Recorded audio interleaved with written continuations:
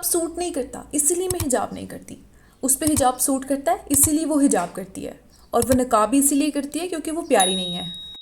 آپ لوگ بھی یہ ساری باتیں سن چکے ہوں گے، مگر یہ سب بیس لیس باتیں ہیں۔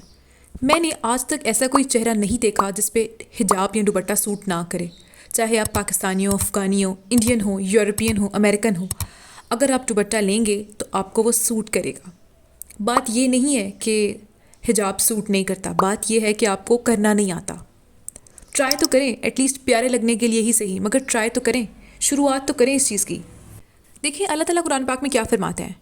اللہ تعالیٰ سورہ احزاب کی آیت نمبر 59 میں کہتے ہیں کہ اے نبی اپنی بیویوں اور بیٹیوں اور مسلمانوں کی عورتوں سے کہہ دو کہ باہر نکلا کریں تو اپنے منہوں پر چادر لٹکا کر گھونگھٹ نکال لیا کریں، یہ امر ان کے لیے موجب شناخت ہوگا تو کوئی ان کو اذیت نہ دے گا، اور خدا بخشنے والا مہربان ہے۔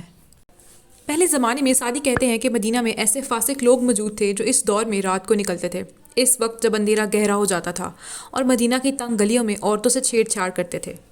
کیونکہ پہلے زمانے میں لوگوں کے گھر چھوٹے اور تنگ ہوتے تھے اور وہ واش رومز گھر پر نہیں بناتے تھے، اسی لیے عورتوں کو قضاء حاجت کے لیے باہر جانا پڑتا تھا،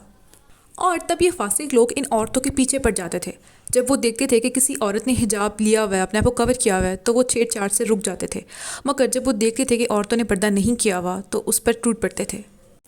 آپ نے بھی نوٹس کیا ہوگا کہ جب آپ سج سور کر تیار ہو کر باہر جاتی ہیں تو آپ لوگوں کی نظروں میں آتی ہیں، ہر کوئی آپ کو دیکھتا ہے، گھورتا ہے،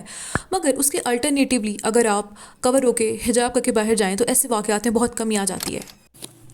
مگر اب میں یہاں پر یہ بھی نہیں کہہ رہی کہ اگر آپ فل کور ہو کے جائیں گی تو آپ کو کوئی چھیڑے گا نہیں، آپ کو کوئی گھورے گا نہیں، کیونکہ ہمارے معاشرے کا یہ المیہ بن چکا ہے کہ عورت اگر فل کور بھی ہے نا تبھی ہم نے اس کو چھیڑنا ہے، اس کو گھورنا ہے۔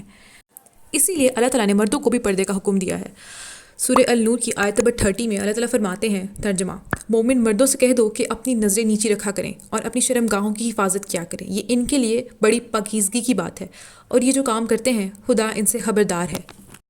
اور اگر مرد اس آیت کو سمجھ لیں تو معاشرے میں بہتری آ سکتی ہے۔